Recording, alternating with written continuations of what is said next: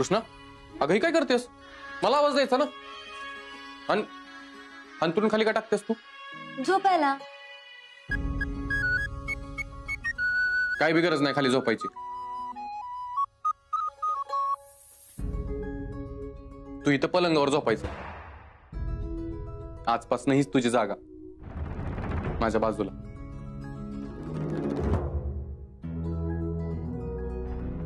काय बघतेस?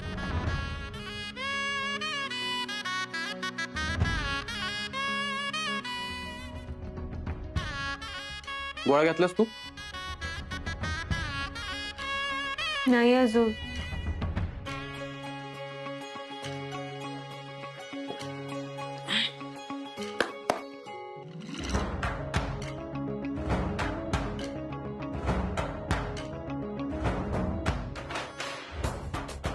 दर गोळ्या खा.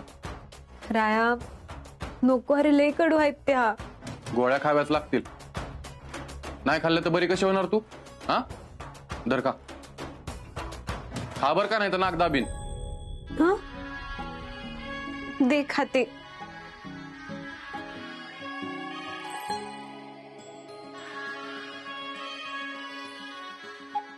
धर धर अजून एक.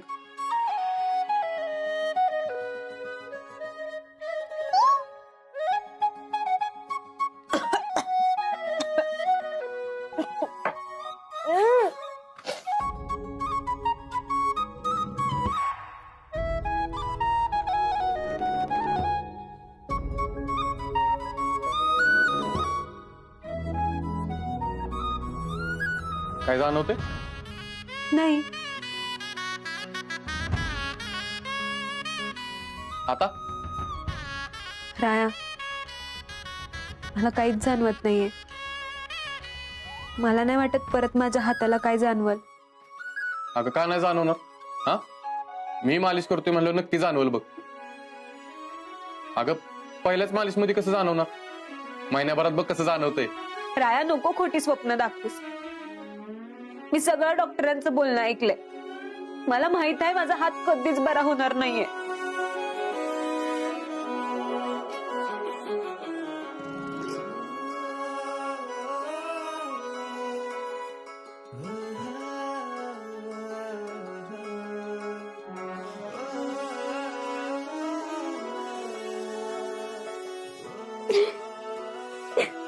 राया सॉरी, मला तुझ्यावर चिडायचं नव्हतं.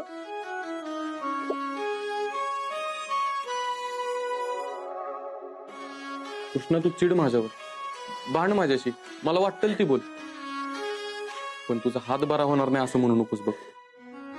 अगं माझ्यावर विश्वास ठेव.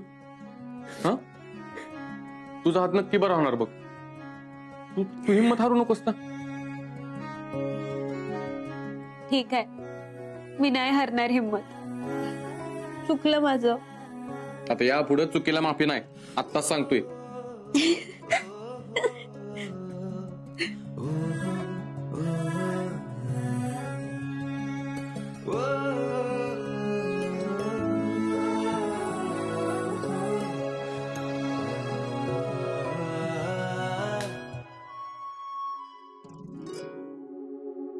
आई आई ग, अरे देवा, लय कंबर दुखत्या. पर गुले कुणाला सांगायचं? आपण पडलो नोकर माणसं, किती नाही झेपलं तरी बी करावं तर लागणारच आहे. नाहीतर अन्न कुठनं मिळायचं बाई. काय बोलती असे गुलिया ग? तुझी कंबर दुखत होती तर आराम करायचा, मी केलं असतं काम. अगं रंजे, तू तरी किती अन्न कुठं कुठं म्हणून पुरणार आहेस. आता ही समजा आपल्या दोघीसनीच करावं लागणार आहे. गुले, तुझी गाडी परत परत तिथंच कशी काय येते? रंजे, काय चुकीचं बोलते मी सांग बरं. एक शब्द जरी चुकीचा बोलत असेल का नाही तर तुझी चप्पल आणि माझं तोंड, मग तर झालं. तुला तर माहितच आहे, ही गुली पहिल्यापासून वावगा शब्द बोललेली नाही. जे काय असेल ती स्पष्ट आणि खरं खरं बोलत्या. हो, पण किती वेळा तेच ते बोलणार आहे? तुझ्या सततच्या बोलण्याने काही फरक पडतोय का? खरं आहे रंजे तुझं, पण माझं मनच इतकं हळवं आहे, त्याला काय करायचं. माझा जीव तुझ्यासाठी तुटतोय बघ. आणि उद्या तू हे हळदी कुंकवाचं ठेवलंयस का नाही ते बी मला काय पटलेलं नाही बघ. आता लगे लगे ठेवायचं काय कारण होतं का? वाईट जरा उशिरा केला असतं तर चाललं असतं की. का उद्या ठेवलं म्हणून काय बिघडलं? दरवर्षी ठेवतो आपण याच तारखेला, मग आता उगीच कशाला पुढे ढकलायचं? अगं दरवर्षीच वेगळं होतं रंजे, आता वेगळं हाय. या वर्षी काय वेगळंय? कृष्णीचा हात, तो आदू हाय, त्या हातानं ती काय बी काम करू शकत नाही. आता उद्या गावातल्या 4 बायका येणार, त्यांच्यात ती कृष्णी मिरवणार, मग त्यासनी तिचा आदू हात दिसणार. कसं वाटतंय बरं ती सांग बरं? बायका समध्या चर्चा करणार. मी तर म्हणत्या तिला त्या कार्यक्रमात येऊच नगस म्हणाव, स्पष्ट सांगून टाक. अगं लग्नानंतरचं पहिलं हळदी कुंकू आहे तिचं, असं कसं सांगणार? हे बघ रंजे, तू गले इमोशनल होऊ नगस. मला सांग, तिनं कवा तुझा विचार केलाय का ती तू तिचा विचार करते असती? तिला हळदी कुंकवाच्या कार्यक्रमात येऊन न देण्यातच शानपणा आहे. माझं ऐक.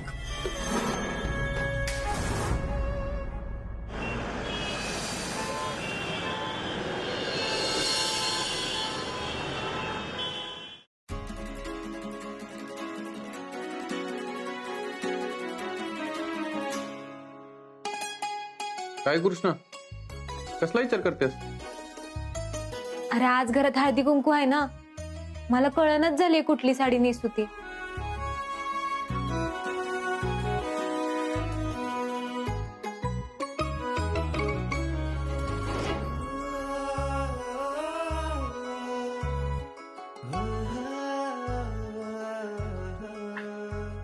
हे बघ, ही साडी नेस, लय भारी दिसेल तुला. राया, मला पण हीच साडी आवडलेली. मग बायकोच्या मनातलं ओळखायला लागलो की नाही मी आता?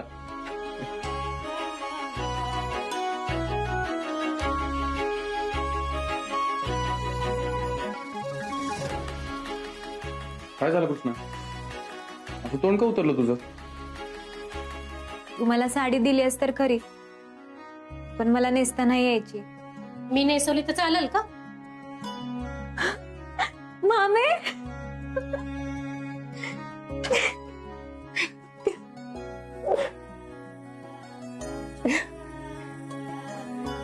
कृष्णे, हात कसा आहे ग तुझा आता? अगं मामे, जसं हॉस्पिटल मधनं घेऊन आलेली तसंच आहे, काही बी सुधारणा नाहीये. लवकरच सुधारणा होणार आहे बरं का कृष्णा. तुझ्या लक्षात आहे ना आपलं काय ठरलंय? शाबास. मामी, तुम्ही साडी नेसवा, मी आहे खाली. बाय. वय ग मामे, तुझी सेवा करायच्या वयात तूच माझी सेवा करतेस. मग त्याला काय झालं?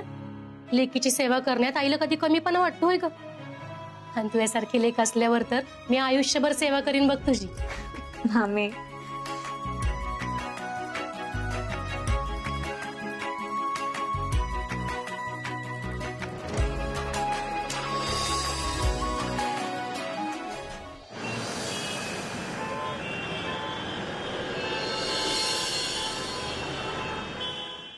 कशा आहात वर्षाताई? मस्त मजेत. पण काही म्हणा, हळदी कुंकाच्या कार्यक्रमाची सुरुवात विधात्यांच्या घरापासूनच होणार. ही परंपरा या वर्षी सुद्धा कायम ठेवलीत बर का. अहो, विधाते त्यांच्या परंपरेसाठी ओळखले जातात, ते परंपरा कशा मोडतील? आम्ही ऐकलं होतं की कृष्णाचा काहीतरी कारखान्यात अपघात झालाय म्हणून. नाही म्हणजे ती बरी आहे ना आता? वय वय बरी आहे की. तिला काय होतंय तेव्हा? जरा ये ग. तुम्ही बसा ना. हो हो, या ग बसा. रंजे, तुला मी सांगत्या, कृष्णीला ह्या कार्यक्रमात अजिबात येऊन देऊ नगस, नाहीतर लय हसू होईल बघ आपलं. काय ग आशा, तू कुठे होतीस? वर कृष्णाला तयार करत होते. अगं मग तिला बरोबरच घेऊन यायचं ना खाली. अहो होय, पण म्हणलं खाली काय मदत वगैरे करायची असेल तर, म्हणून मी पुढे आले. कृष्णा येतच असेल.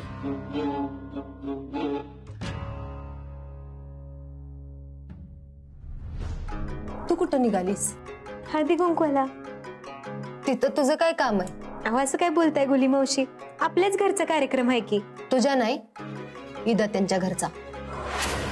तेव्हा समध्या लोकांसमोर ईदा त्यांची शोभा घालवू नगस. जाऊन खोलीत बस जा. मी काय घालवणार आहे शोभा? ईदा त्यांची सून ही अशी एका हाताने आदू आहे असा समधीकडे बोवाटा होईल, आणि मग समधी लोक ईदा त्यांवर हसतील. एकदा त्यांच्या नावाला जर बट्टा लागला तर ती मला सोसायचं नाही. त्याच्यामुळे तू अजिबात खाली येऊ नकस. तुला जर जरा जरी एकदा त्यांच्या इज्जतीची काळजी असेल ना तर तू जाऊन खोलीत बसशील.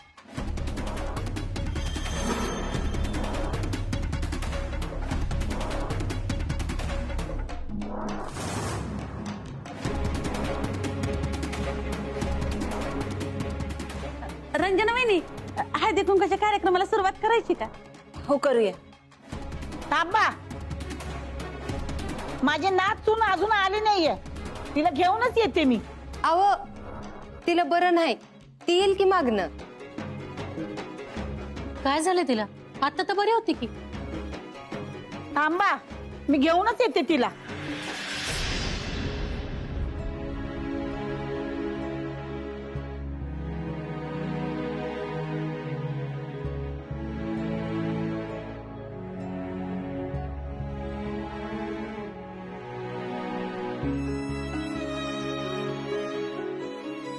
कृष्णा, ए कृष्णा, अगं तू इथे काय करतेस? सगळ्या बायका हळदी कुंकाला खाली थांबलेत, चल खाली. नाही नको पोय आजी, हा असा हात खाली घेऊन येणं बरं नाही दिसणार. अगं त्यात दिसायचं काय आहे? अगं लग्नानंतर तुझं पहिलं हळदी कुंकू आहे, तेव्हा असं बोलू नये. चल खाली. पोय आजी, माणसं हसतील माझ्यावरती. चल खाली, तुला कोण हसतं तेच बघते मी. अगं तू कुठे चोरी केलीस की कोणाचा खून केलायस म्हणून लोकांनी घाबरती. चल म्हणते ना, चल, नाही तर तुला शपथ आहे माझी.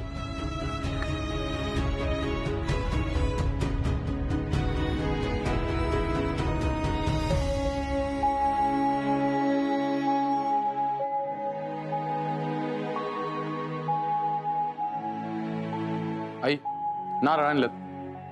हा ना इकडं. हा.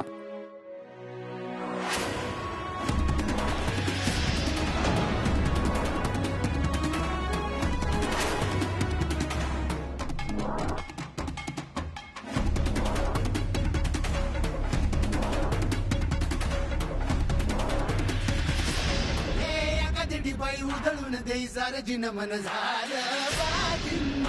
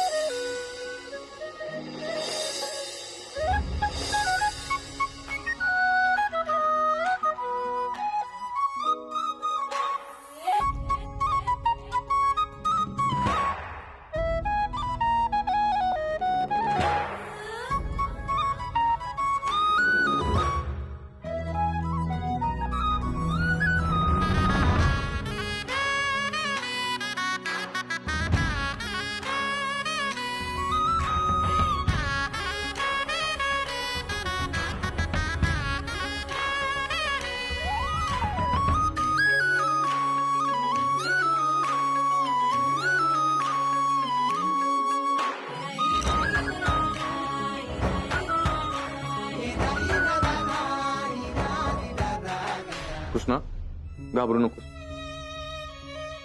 ज्या गोष्टीत तुझी चूक नाही त्यासाठी तुला वाईट वाटून घ्यायची काही बी गरज नाही. मी हाय.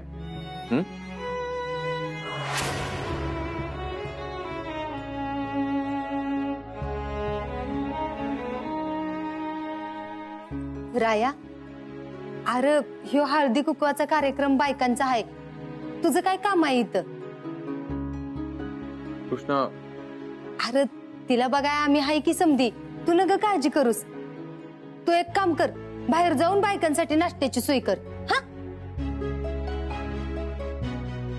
ठीक आहे.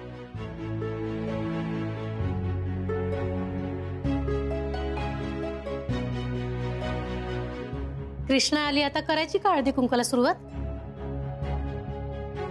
रंजे, तुझ्या हाताने लाव हळदी कुंकू बायकांनी.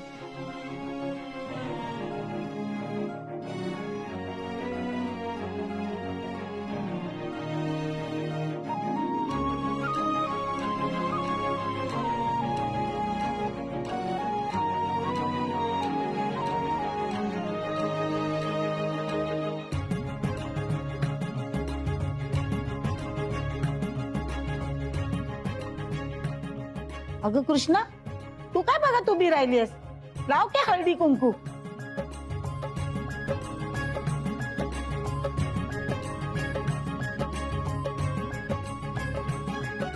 जी ते डाव्या हाताने हळदी कुंकू लावलेलं बरोबर नाही वाटणार.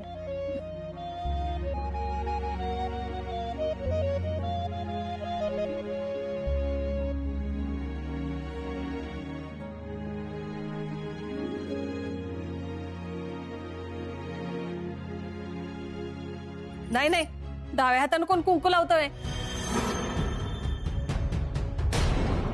रंजना वहिनी, असा अपमान करून घ्यायला आम्हाला इथं बोलवलं का तुम्ही? डाव्या हाताने हळदी कुंकू लावायचं नसतं एवढं पण माहिती नाही तुला? बघ रंजे, असं भरल्या घरातनं हळदी कुंकवाला आलेल्या बायकांनी उठून जाणं बरं नाही. ताई, मी तुमच्या सगळ्यांपुढे हात जोडते. मी लई चुकीचं वागले, पण माझ्या चुकीची शिक्षा तुम्ही हळदी कुंकवावर नका काढू की. ते आधी कळायला पाहिजे होतं तुला.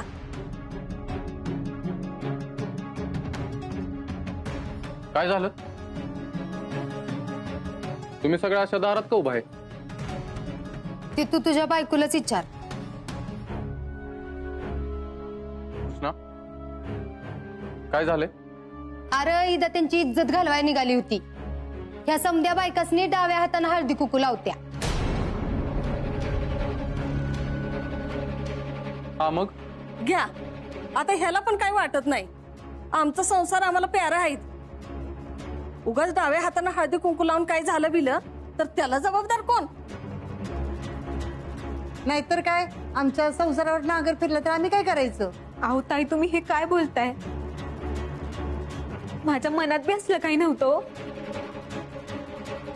एवढीच हौस होती तर पुढच्या वर्षी हळद कुंकू लावायचं ना.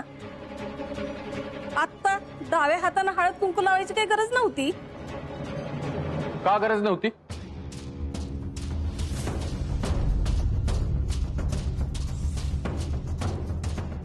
मी म्हणतो का गरज नव्हती? अहो, तिला नसेल का वाटत की तुमच्यासारखं तिने पण हळदी कुंकू लावावं? तिला नसेल वाटत का आपल्या हातानं सुहासिनींना वाण द्यावं? तिला नसेल वाटत का की आपण पण दुसऱ्याच्या आनंदाचं कारण बनावं? आणि डाव्या हातानं हळदी कुंकू लावलं म्हणून असं काय बिघडलं? अहो, डाव आहे म्हणूनच तर उजव्याला किंमत आहे. जर डाव्याला किंमतच नसती तर फक्त उजवं एकच बनवलं असतं ना बनवणाऱ्यानं. डावा खरंच इतका अशुभ आहे तर आपल्या सगळ्यांचं डाव हात आपण जन्मताच काढून ठेवायला पाहिजे होतं. डाव उजवं हे आपल्या मनात असतं. कृष्णाचा उजवा हात आदू झालाय म्हणून तिचं डाव्या हातानं काम करणं आपल्याला दिसतंय. पण मग तिला समजून न घेता तिला भलबुरं बोलून मोकळं झालो. याचा अर्थ आपल्याही मनावर डाव भारी पडले. तुमचं उजवं मन चालायचं बंद झालंय असं समजायचं का? त्या डाव्यासाठी तुम्ही स्वतःला काय शिक्षा करणार आहे? डाव्या हातानं लावलेल्या हळदी कुंकवापेक्षा एखाद्या माणसाला समजून न घेणं हे जास्त अशुभ असतं.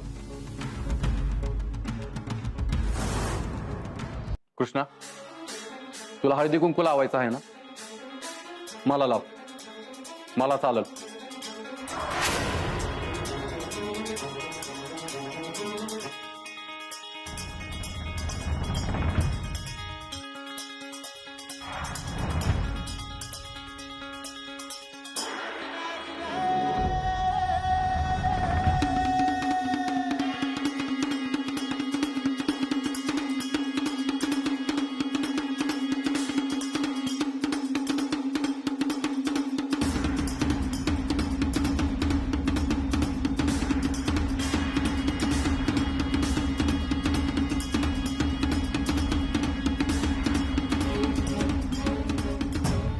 कृष्णे, मला बिला हळदी कुंकू.